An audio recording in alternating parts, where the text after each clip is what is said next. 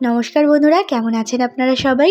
মায়ের রান্না and blog চ্যানেলের নতুন একটি ব্লগে আপনাদের সবাইকে জানাই অনেক স্বাগত। তো বন্ধুরা, আমি আজকে শেয়ার করব একটি ভর্তার রেসিপি। এইরকম একটি ভর্তা কিংবা বাটা থাকলে আর কিন্তু কিছুই লাগে না।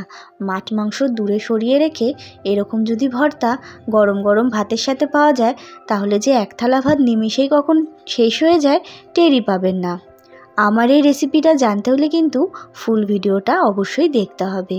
তো চলুন আর বেশি দেরি না করে ঝটপট রেসিপিটি শুরু করি। তার আগে যারা এখনও চ্যানেলটা সাবস্ক্রাইব করেননি, নিত্য নতুন ভিডিও দেখার জন্য চ্যানেলটাকে সাবস্ক্রাইব করে পাশে থাকা বেল আইকনটা ক্লিক করে রাখবেন।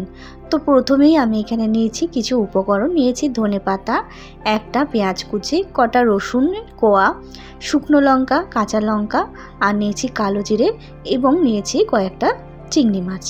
তারপরে আমি সরাসরি গ্যাসে কিন্তু কড়াই বসিয়ে দিচ্ছি। কড়াইটা গরম হয়ে গেলে দিয়ে দিচ্ছি কালো জিরে। কালো জিরেটা কিন্তু একটু হালকা ভেজে নিচ্ছি। তো দেখুন, কালো জিরেটা কিন্তু হালকা ভেজে আমি নামিয়ে রেখেছি। তারপরে দিয়ে দিলাম সর্ষের তেল, সামান্য পরিমাণে দিলাম। তারপরে সর্ষের তেলটা দিয়ে কিন্তু আমি দিয়ে দিচ্ছি রসুন এবং কাঁচা লঙ্কা ও শুকনো লঙ্কা।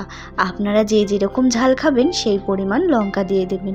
আপনারা চাইলে একটু ঝাল বেশি খেলে তাহলে আর একটু লঙ্কা দিয়ে দেবেন। তো দেখুন, তারপরে দিয়ে দিচ্ছি পেঁয়াজ কুচি। পেঁয়াজ কুচিটা দিয়ে আমি কিন্তু একটু হালকা করে ভেজে নেব, খুব বেশি ভাজার দরকার নেই। তো দেখতেই পাচ্ছেন বন্ধুরা, একটু হালকা করে ভেজে নিয়েছি। পেঁয়াজের গাটা যখনই হালকা একটু লালচে গায়ে রং ধরে আসবে তখনই ভাববেন ভাজা হয়ে গেছে। এবার নামিয়ে ফেলছি। তারপরে ওই তেলের মধ্যেই আমি দিয়ে দিলাম ধনেপাতাগুলো।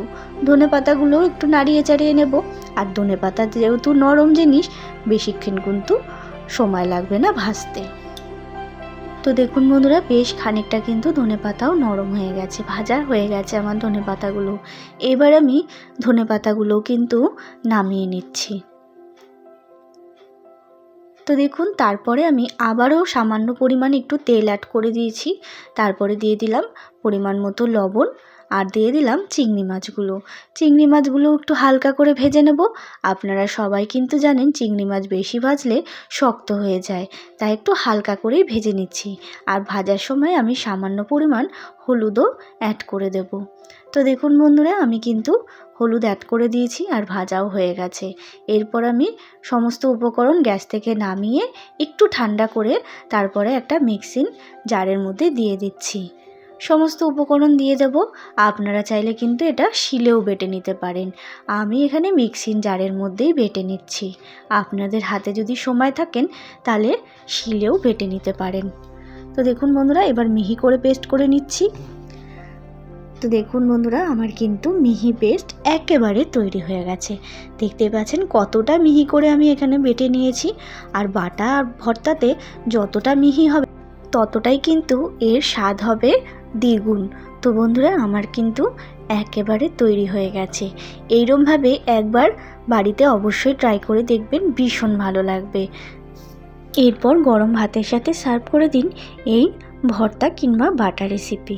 তো বন্ধুরা, আমার এই রেসিপিটা কেমন লাগলো অবশ্যই কমেন্ট করে জানাবেন এবং ভালো লাগলে অবশ্যই একটা লাইক করবেন, শেয়ার করবেন।